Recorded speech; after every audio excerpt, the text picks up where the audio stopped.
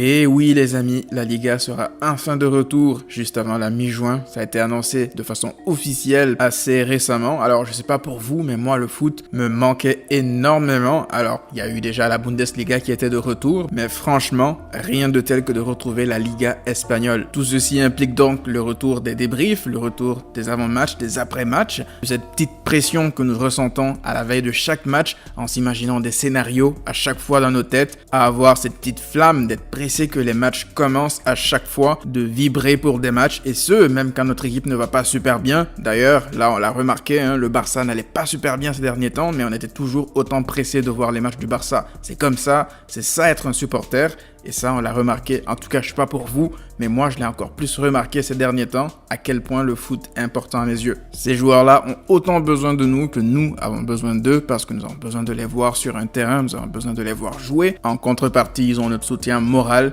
surtout financier.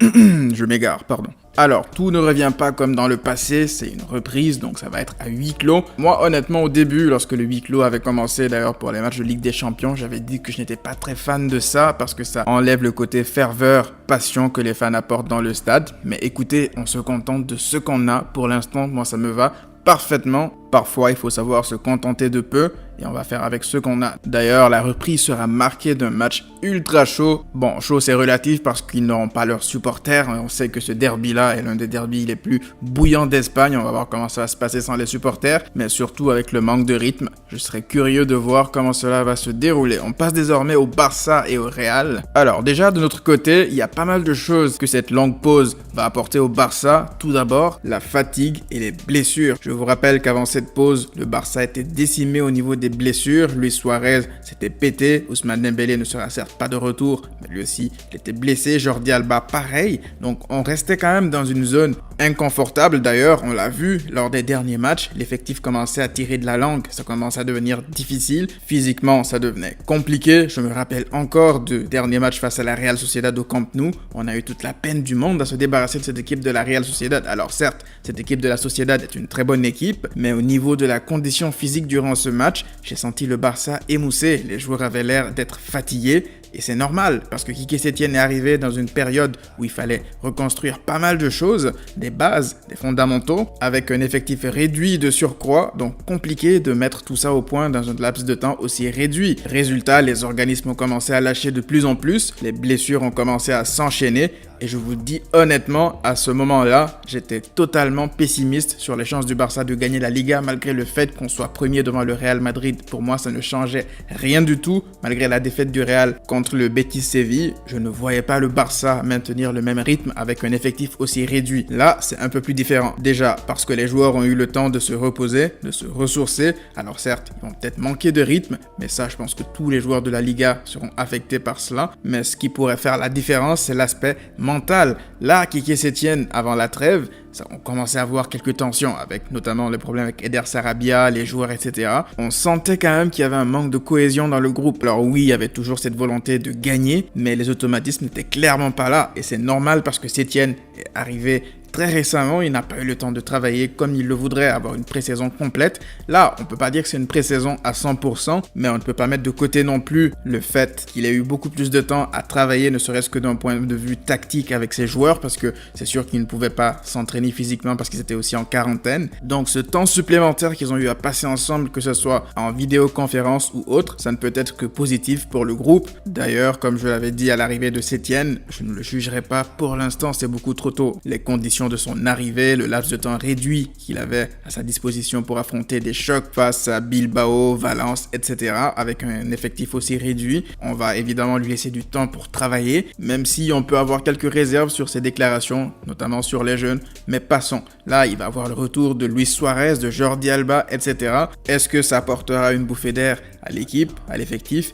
Bien évidemment, mais est-ce que ça sera suffisant pour aller gagner la Liga? Difficile à dire parce qu'il y a pas mal de paramètres à prendre en compte. Déjà, le calendrier. Quand on regarde celui du Barça, on voit déjà que le match de retour sera un déplacement à Majorque. Alors, concernant les matchs à l'extérieur, pour nous, particulièrement, ça fait une grosse différence parce qu'on connaît tous les faiblesses du Barça à l'extérieur. Est-ce que c'est le public adverse qui nous met cette pression? Est-ce que c'est les joueurs qui se mettent cette pression eux-mêmes? Difficile à dire, mais toujours est-il que ça sera toujours quelque chose de positif pour nous quelque chose d'avantageux si on se déplace dans des stades comme celui du Sánchez Pizjuán à Séville. On connaît, c'est un stade bouillant, l'un des stades les plus bouillants d'Espagne d'ailleurs. On connaît le FC Séville, ce genre d'équipe qui est souvent transcendé par son public à domicile. Donc oui, forcément, pour nous, connaissant nos faiblesses à l'extérieur, c'est quelque chose de bien, mais il faudra le prouver sur le terrain, comme ça va être le cas en déplacement au stade de la Ceramica pour affronter Villarreal.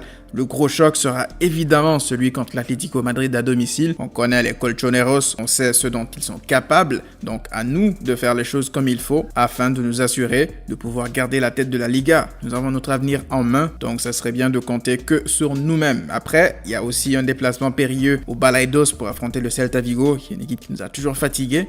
Mais honnêtement, je pense que c'est faisable, surtout quand on regarde le calendrier du Real Madrid. Le Real Madrid, paradoxalement, contrairement au Barça, moi je vois plus le Real prenable à domicile. Le Real a lâché quand même pas mal de points à domicile, même s'ils en lâchent quand même à l'extérieur. Mais à domicile, je les sens plus vulnérables que le Barça ne l'est par exemple au Camp Nou. D'ailleurs, pour vous montrer que ce n'est pas une impression, si on compare les statistiques du Real et du Barça cette saison à domicile, le Barça finirait avec 40 points, alors que le Real Madrid à ce stade finirait avec 31 points. C'est-à-dire qu'il y aurait 9 points d'avance pour le Barça face au Real Madrid, et c'est énorme. Donc ça veut dire que le Real à domicile est largement moins souverain que le Barça. Et à l'extérieur, la tendance se confirme. Le Barça n'a pris que 18 points cette saison en Liga à l'extérieur, alors que le Real en a pris 25. Ça veut dire que si on prenait le classement de la Liga uniquement pour les matchs à l'extérieur, le Real serait premier avec, tenez-vous bien là aussi, 7 points d'avance. Donc à première vue, lorsqu'on prend ce calendrier comme ça, on se dit de façon instinctive que le Barça a un calendrier plus compliqué,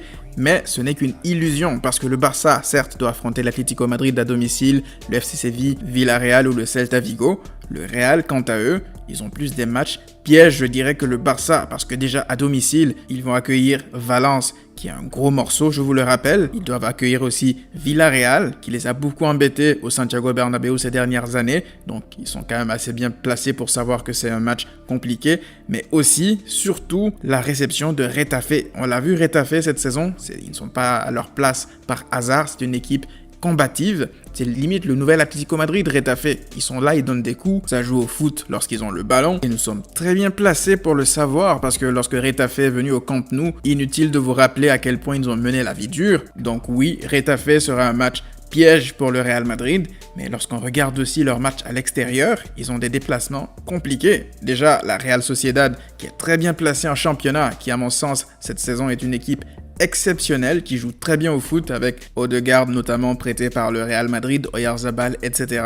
C'est une équipe qui est en finale de Coupe d'Espagne et ils ne sont pas là par hasard. Par ailleurs, le Real devra se déplacer aussi à la cathédrale de San Mamés et là, pour être honnête, je pense que c'est un peu les mêmes conditions que le Barça face au FC Séville parce que ce sont des stades dans lesquels le public fait une différence monstre, donc à voir comment ça va se passer, mais je pense que le manque de public là encore sera un peu à l'avantage du Real Madrid, un peu comme nous au FC Séville. Si on doit tirer une conclusion de ce calendrier, honnêtement, je vous dirais que c'est du 50-50 malgré mon optimisme pour le Barça. Les deux équipes ont un calendrier plutôt équilibré en termes de difficulté. On ne sait pas non plus dans quelles conditions physiques reviendront les joueurs, même si selon les dernières rumeurs, des deux côtés, les joueurs seraient revenus en top shape. Mais à voir, il n'y a que la vérité du terrain pour moi qui prime. Donc une fois que les matchs seront de retour, on pourra en juger nous-mêmes. Moi, de mon côté, j'ai hâte de revoir le Barça, j'ai hâte de revoir la Liga, j'ai hâte de refaire des débriefs d'avant-match, d'après-match, d'en discuter avec vous dans la section commentaires, de voir quelles sont les réactions à chaud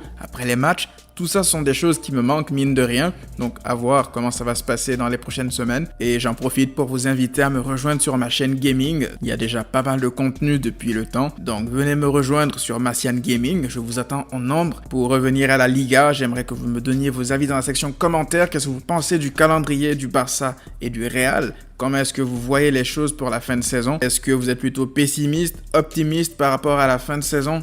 Sachant qu'il y a les blessés qui sont de retour des deux côtés, il y a les déplacements compliqués. Donc donnez-moi vos avis dans la section commentaires et j'en discuterai avec vous. Comme vous le savez d'ici là, prenez tous soin de vous et à très vite.